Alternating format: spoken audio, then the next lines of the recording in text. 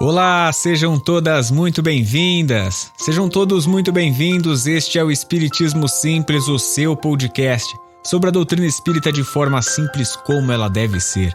Estamos em nosso episódio de número 41 e hoje a gente vai falar sobre o medo. O que é o medo, por que temos essa sensação, o quanto ele pode ser útil ou atrapalhar nossos avanços pessoais, espirituais e de relacionamentos. Então, vamos estudar? Para começar mais um episódio do nosso podcast, vamos deixar os nossos agradecimentos à Escola de Música Rádio Café Music e também ao estúdio da Rádio Café, onde a gente grava todos os episódios do nosso podcast. Siga eles lá no Instagram, @Rádio Café Music e @Estúdio Rádio Café. Aproveite e siga a gente também, @Espiritismo Simples. Tá aí no seu Spotify, tá no Deezer, Google Podcasts. Não esquece de apertar para seguir e acompanhar todos os episódios do nosso podcast. Vamos entrar então no tema de hoje, que é medo. E aí eu fui buscar algumas definições do que é o medo, né? E aí a gente encontra uma definição na psicologia de que o medo é um estado afetivo suscitado pela consciência do perigo, ou que, ao contrário, suscita essa consciência. É o temor, é a ansiedade irracional ou fundamentada, receio. São algumas das definições que a gente pode trazer para medo. E aí a gente tem algumas classificações. Inicialmente duas, onde a gente pode falar de um medo natural e uma segunda que seria o medo patológico. Além disso, a gente também vai entender o medo e a relação que a gente tem com o espiritismo, né? Como que isso acontece, que o espiritismo diz sobre essa nossa relação de medo. Na primeira definição, o medo natural é esse medo instintivo da gente evitar algumas situações de risco à própria vida e à integridade. Isso aí a gente sabe que já vem enraizado em nosso DNA quando a gente ainda nem pertencia ao reino hominal, né? O reino dos homens, o reino que a gente se encontra hoje, seres humanos. A gente percebe esse instinto de defesa dos seres vivos, desde os vegetais até aí os animais. E isso é bom, faz bem. Não é todo medo que ele é ruim, né? É um medo que nos traz segurança, é um medo que nos coloca com o pé no chão, é um medo que sabe calcular, raciocinar se algo vai me trazer perigo ou não. Mas buscando equilíbrio na vida, isso em todos os cenários, que é o que a gente sempre tem que fazer, é importante que a gente tenha uma dosagem desse medo, né? Que a gente procure o equilíbrio, o caminho do meio, como o Buda nos ensinava, né? Isso aí já traz até um pouco de algumas linhas do budismo. Siddhartha Gautama, que dizia muito sobre procure encontrar o caminho do meio, nem o da direita, nem o da esquerda, o caminho do meio. Esse caminho do meio seria o caminho que levaria à libertação, o caminho do equilíbrio. A outra classificação que a gente tem é o medo patológico. Esse é o medo que a gente precisa ficar bem atentos, bem espertos, porque esse é o medo que desencadeia alguns traumas e deixa marcas em nosso psicológico. E a gente vai discorrer bastante sobre esse daí. Agora, o medo para o espiritismo, a gente sabe, né? A gente já tem uma compreensão da questão das muitas vidas que a gente já passou anteriormente e que a gente provavelmente ainda deve passar. E compreendemos que o medo em determinadas situações, daquilo que a gente não consegue nem explicar direito, situações que a gente se encontra e fala, por que eu tenho medo disso? Por que eu passo esse receio, essa aflição com uma coisa tão inexplicada? E aí a gente pode colocar na conta, muitas vezes, de vidas anteriores. É tudo que é assim? Tudo que está relacionado a isso? Não. E aí aqui eu vou trazer um exemplo que foi comentado no programa da Rádio Rio de Janeiro pelo Eduardo Araújo, que é um psicólogo. Ele foi no programa da Marta Batista, dessa rádio lá do Rio de Janeiro, e comentou um pouquinho sobre essa relação do espiritismo, do medo com o espiritismo. O Eduardo, então, ele traz o caso de um executivo que ele tinha fobia de blitz. Sabe quando você está andando com o carro e a polícia te para você, para pegar seus documentos, para dar alguma olhada, averiguar. E esse executivo, ele não sabia explicar de onde que ele tinha esse medo. Na hora que ele encontrava, na hora que ele via uma blitz e a polícia pedia para ele parar e encostar o carro, ele começava a se debater. Justamente por isso a polícia ficava desconfiada e começava a vasculhar tudo no carro dele. Achava que ele apresentava um comportamento suspeito. E via que não tinha nada, nunca acontecia nada, mas a polícia ficava sempre com a pulga atrás da orelha. E ele sempre perdia um pouco do seu controle. Esse episódio ocorreu várias vezes e aí até numa tentativa de entender e compreender melhor o que acontecia com ele, ele fez um tratamento, né? Ele fez um processo de regressão. E nessa regressão, esse executivo depois ele conta que ele compreendeu como é que esse medo estava dentro dele por conta de uma vida anterior, né? De uma passagem anterior em que ele se encontrava numa cidade pequena que estava sendo invadida. E aí ele, com medo disso, né, para tentar não ser atingido de alguma forma por conta disso, ele disse que não sabia nem explicar qual que era a cidade. Mas era uma cidade pequena e ele, vendo a cidade sendo invadida, ele vai fugir com a família. Ele então se coloca dentro de uma carroça, se cobre lá com palha e vai seguindo viagem para fugir. Só que no meio do caminho, a carroça onde ele estava foi parada. Mandaram ele parar. E aí, justamente nessa situação, perceberam que ele estava tentando fugir da cidade onde não deveria e acabou sendo morto, ele e toda a sua família. A partir desse momento, esse executivo começa a entender por que desse medo, por que ele perdia até o próprio controle em situações em que ele passava por uma blitz. Então, já que ele não devia nada, não tinha sentido ele ficar assim assustado. Justamente por conta, então, de vidas anteriores, de passagens anteriores que agora tem um sentido, tem uma explicação, uma justificativa. Importante a gente colocar aqui que os casos de regressão, eles têm que ser tomados com cuidado. Não é todo e qualquer caso que é aconselhado fazer esse tipo de tratamento, né? Esse tipo de consulta. E depois a gente até pode fazer um episódio falando justamente sobre regressão. Então concluímos que todo medo que a gente tem é de vidas passadas, certo? Não, não é isso. Vou dar um exemplo pessoal meu. Quando eu era pequeno, eu morria de medo do escuro. Principalmente por conta de situações de dentro de casa. Às vezes eu via um corredor com uma luz apagada, um quarto que eu tinha que chegar até lá, e eu morria de medo. Eu acho que isso até acontecia com boa parte das crianças, né? Se você está ouvindo aí, provavelmente pode até se identificar quando você era criança.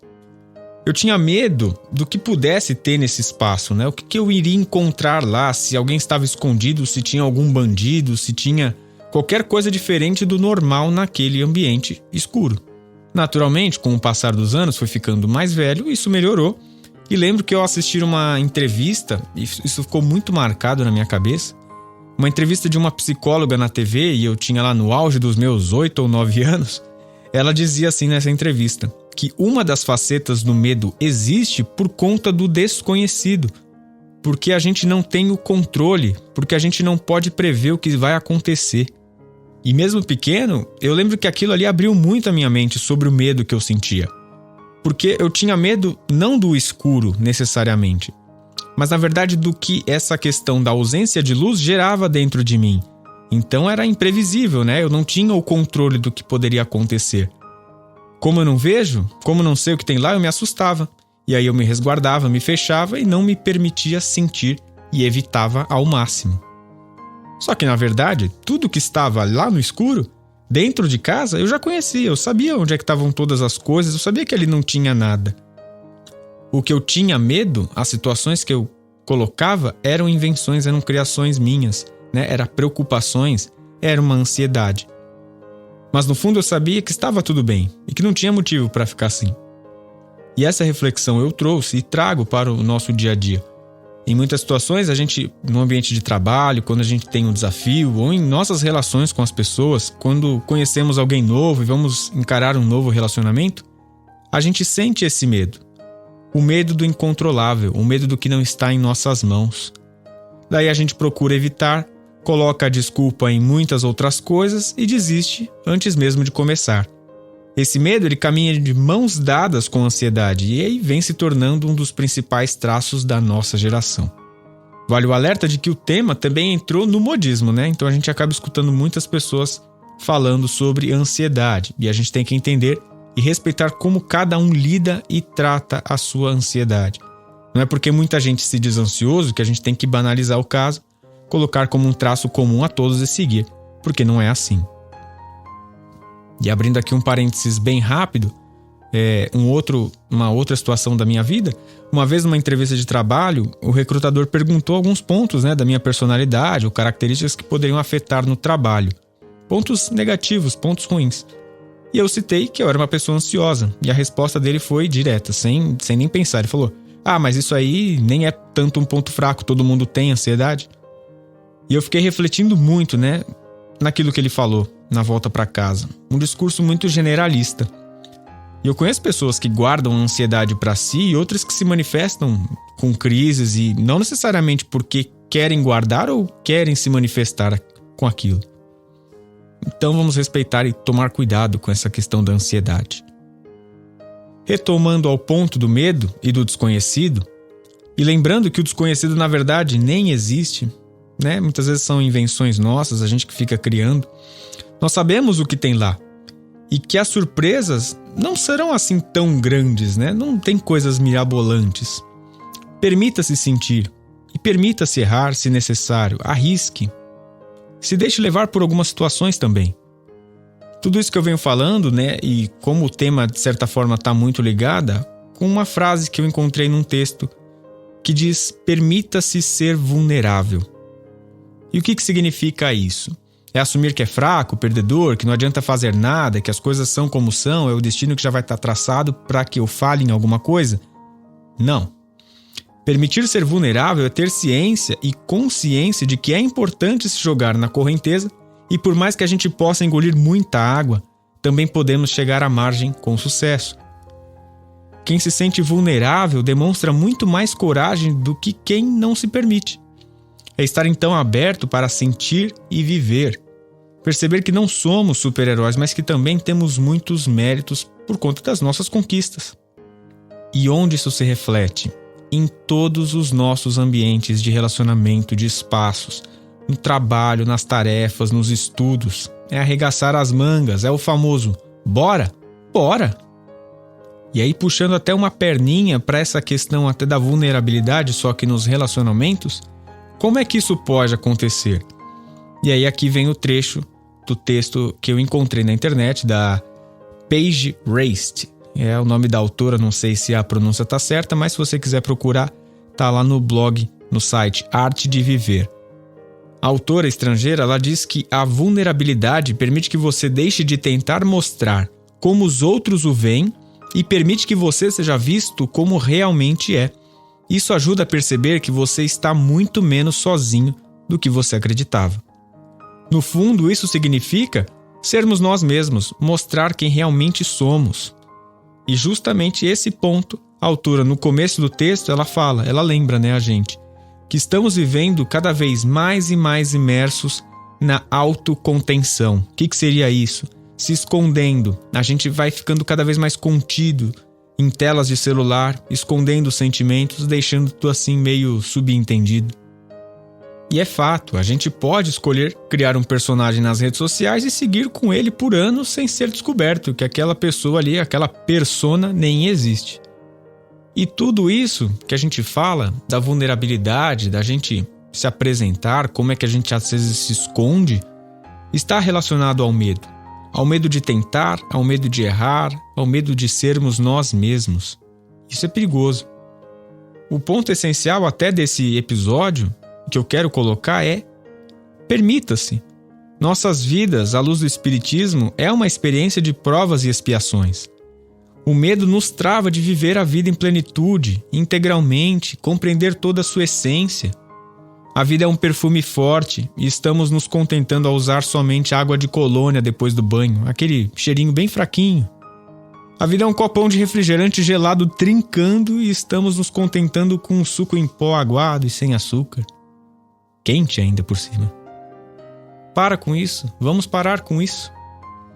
Mas e se eu morrer, se eu falhar, se alguma coisa acontecer que não era para ter acontecido comigo? Compreendendo o Espiritismo, compreendendo as obras de Kardec, a gente percebe que muitas vezes ele perguntou sobre essa questão, sobre o acaso, até principalmente sobre a questão da vida, E se eu morrer antes? Não existe esse tipo de situação. Quando for o nosso momento, é porque ele era para acontecer daquela maneira. Mas e se eu errar? Deixa errar. Errando que a gente aprende, a gente escuta isso desde pequeno. Permita-se errar também. Isso é importante, é edificante, a gente cresce com os erros. No final de tudo, que a gente coloque em nossa cabeça: permita-se. E assim encerramos mais um episódio do nosso podcast. Permita-se viver, deixe experimentar, deixe ser levado por algumas situações da nossa vida. A vida é tão breve e o que temos a aprender é tão vasto. Os trabalhos técnicos de mais um episódio foram feitos por Fernando Teixeira. Este é o Espiritismo Simples, eu sou o Bruno Sereno. Um grande beijo no seu coração e fique com Jesus.